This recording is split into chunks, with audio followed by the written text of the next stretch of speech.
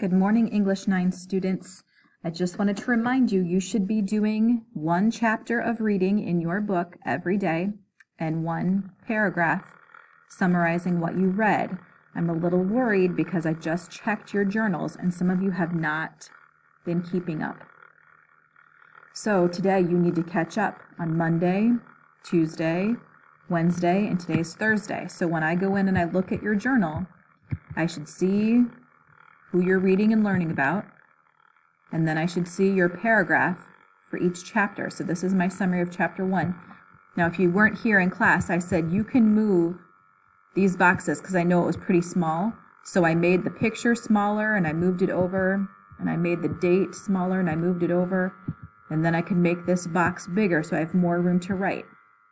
Okay, so as I go through this afternoon and check, you should have Monday finished, Tuesday finished, Wednesday finished, and now today you should have this finished.